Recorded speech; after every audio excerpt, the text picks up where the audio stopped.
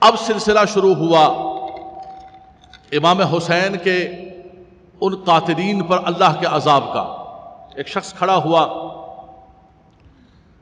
عبد الملک کے زمانے میں خلافت کوفہ پر مختار بن عبید ثقفی کو مسلط کیا گیا، اور وہ بادشاہ بن کر آیا، خلیفہ بن کر آیا، حکمران اور گورنر بن کر آیا، اور اس نے ایک ایک کر عبید نے امام حسین کے ان قاتلوں کو واصل جہنم کیا۔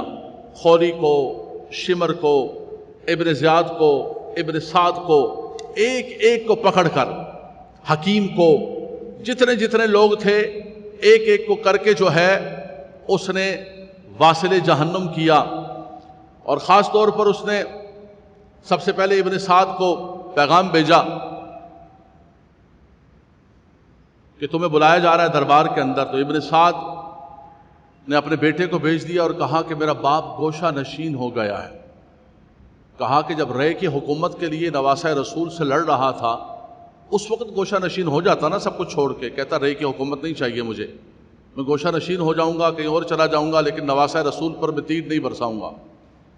اب جب سب کچھ ختم ہو گیا تو اب گوشہ نشینی یاد آ گئی۔ ہر ظالم، ڈاکو، بدماش، گنڈا، حکمران، بیوروکریٹ سب کچھ کرنے کے بعد اس کو آخری زندگی کے اندر گوشہ نشینی یاد آتی ہے۔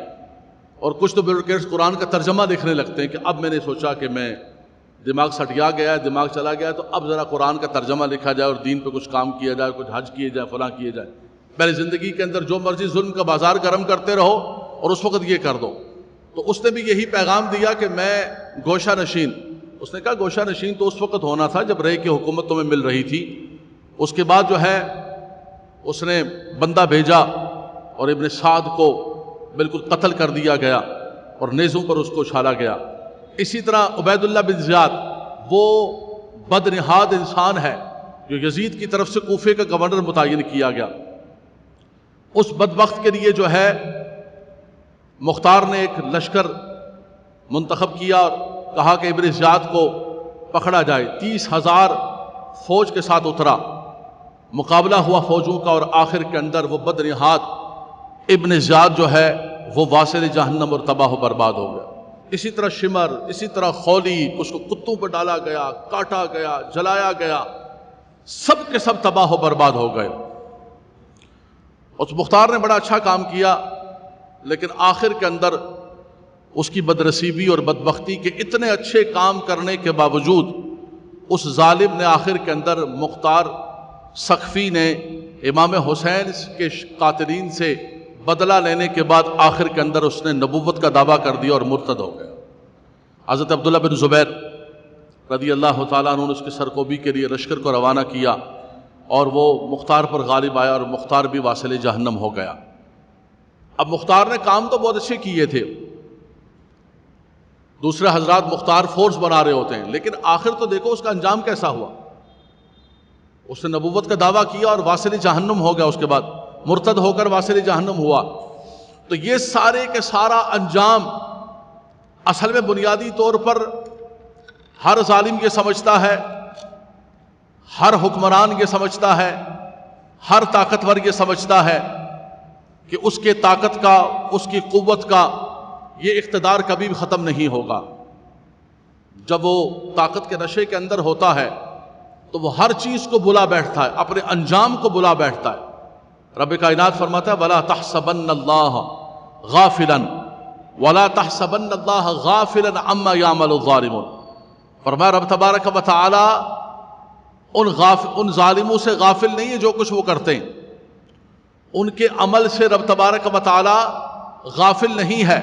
وَسَيَعْلَمُ الَّذِينَ ظَلَمُوا أَيَّ مُنْقَلَبٍ يَنْقَلِبُونَ۔ ان قریب جو ہے کروٹیں بدلیں گی۔ آج تمہارے ہاتھ کے اندر اقتدار ہے، تِلْكَ الْأَيَّامُ نُدَاوِلُهَا بَيْنَ النَّاسِ۔ آپ نے دیکھا تھا کہ ظالم ڈکٹیٹر نے یہ ہمارے برابر میں چل رہی ہے شارع فیصل۔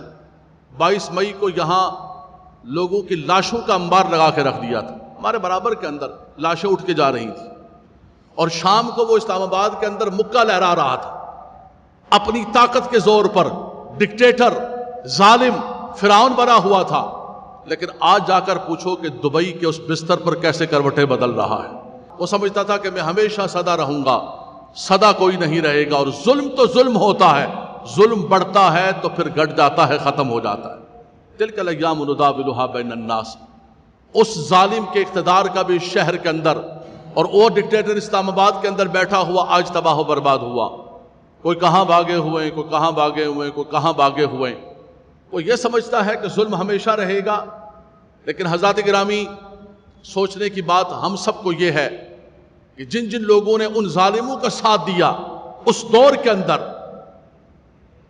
یار نہیں کر سکتے تھے، نہ کرتے، آپ ساتھ تو نہ دیتے اس ظلم کا۔